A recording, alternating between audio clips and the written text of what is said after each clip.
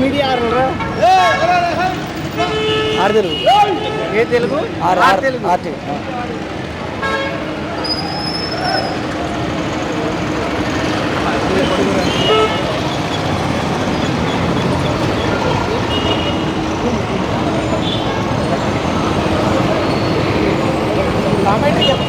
చెప్తే ఆడ ఇంకేం ఆలోచిస్తుంటే చెప్పండి.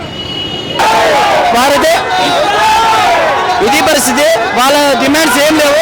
ఫ్రీ బస్ పథకం తీసేయాలి, ఫ్రీ బస్సు పథకం తీసేసేంత వరకు మా ఉద్యమం ఉధృతం చేస్తూనే ఉంటాము. కానీ మాకు నెలకు 15,000 ఇతరత్ర ఏ సదుపాయాలు వద్దు.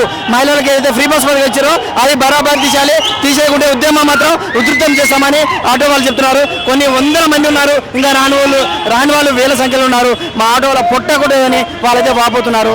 అందరికీ నమస్తే, వెల్కమ్ టు ఆర్ తెలుగు. ఈరోజు మనం ఎల్బీనగర్ చౌరస్తాలో ఉన్నాం. ఈరోజు రాష్ట్ర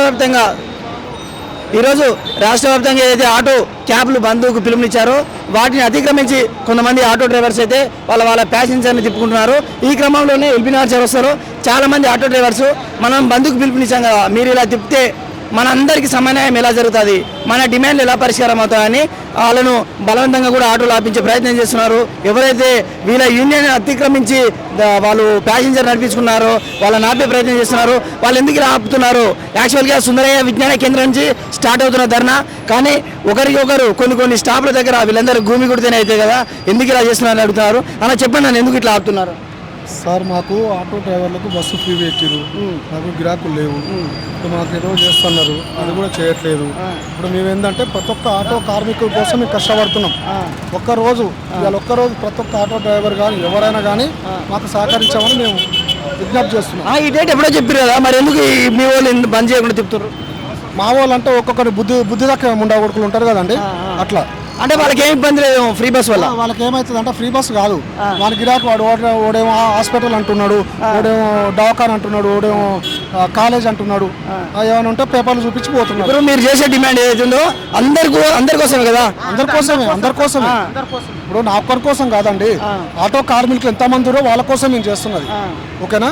ఇంకోటి ఏంటంటే నేను చెప్పేది కూడా ఒకటి, రేవంత్ రెడ్డి కానీ సీఎం ఇప్పుడు బస్సు ఫ్రీ పెట్టిండండి. ఇప్పుడు మా నోట్లో మట్టు కొట్టిండు, వాస్తవం చెప్తున్నాను. మాకు ఏం చేస్తున్నారు? గవర్నమెంట్ ఏం చేస్తుంది? ₹1 ఇస్తున్నాడా? రూపాయి లేదు. ఏదో ఇప్పుడు మా యూనియన్ లీడర్లు కూడా వాళ్ళకు కూడా నా విజ్ఞప్తి ఏంటంటే దయచేసి మనందరం ఏకమయ్యి మన ఆటో కార్మికులు మొత్తం ఏకమయ్యి ప్రతి ఒక్క యూనియన్ ఏకమయ్యి మనందరం ఉద్యమం చేద్దాం, మనదేందో మనం సాధించుకోవాలి. మీ ఆటో వాళ్ళకే కరెక్ట్ యూనిటీ లేదు కదా, ఐక్యత లేదు కదా, వాళ్ళకి ఏం చెప్పాలనుకున్నావు? అట్లా ఒక మాట చెప్పను సార్, ఇందులో కూడా ఐక్యత లేదని ఒకటి ఉంది కదా. అయితే మా యూనియన్లో కూడా కొంతమంది ఇట్లా డబ్బులు వేస్తే తినేటోళ్ళు ఉన్నారు. మరి మీరు ఏం డిమాండ్ చేస్తున్నారు అసలు ఈ రోజు మీ యూనియన్ అధ్యక్షులు? కానీ మేమేమంటలేమండి, మా డిమాండ్ ఏంటంటే మాదేందో మాకు చూపించండి. ఓకేనా? అంటే ఏం కావాలి? ఇప్పుడు బస్సు ఫ్రీ పెట్టాం, మాకు గిరాకులు లేవు. ఓతి అంటున్నాం, మళ్ళీ ఏం కదా అంటే చెప్పండి. ఓతి వరంగల్కి వెళ్ళి 3 వచ్చిర్రు, ఏడికి ఉప్పల్కి బస్సులో. దేనికి వచ్చిర్రు? మెట్రో స్టేషన్ తిరిగి మళ్ళీ పోయి అదే బస్సు ఎక్కిరు. అదే కండక్టర్ నాకు చెప్పిండు, ఇది మీ కాడికి వచ్చిందా, రేవంత్ రెడ్డి గారు మీ కాడికి వచ్చిందా, ఇది తెలుసుకోండి. ఇది టైంపాస్గా తిరిగిపోనికి బస్సులు ఫ్రీ పెట్టినా. ఇప్పుడు మహిళల పథకం రద్దు చేయండి. ఒకటి చెప్పనా సార్, మీరు రద్దు చేస్తారా చేయరా మాకు సంబంధం లేదు. ఒకవేళ రద్దు చేయకుండా ఇంకా వేరే ఏం డిమాండ్ ఉంది? ఇంకేముంది, ఇక ఏమవుతుందో తర్వాత చూసుకుంటాం. ఇక ఏదో నెలకు 15,000 కావాలని కూడా మాకొద్దు. ఇప్పుడు మాకు ఒక్కొక్కరి మీద రోజు ఓలా ఊబర్ తీసేయండి, నెలకు 15,000 కావాలి. ఒక మాట చెప్పనా సార్, మాకు ఒక్కొక్కరి మీద రోజుకు ₹600 భారం పడుతుంది. ₹300 బండి కిరాయి కట్టాలి, $300 గ్యాస్ పోయాలి, ఇంట్లో పిల్లలు ఎట్లా చదవాలి, పిల్లలు ఎట్లా చదవాలి, ఇంటి కిరాయి ఏం కట్టాలి. ఇప్పుడు మాకు ఏం చేస్తుండే.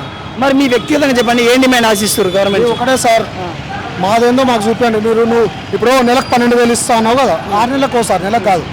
ఇప్పుడు రోజు 600 అంటే ఎంత అవుతున్నాయి? ఆటో డ్రైవర్లు ఈ 2 నెలలనే దాదాపు 25 మంది ఆత్మహత్య చేసుకున్నట్టు టాక్ వచ్చి ఎంతవరకు వస్తుంది?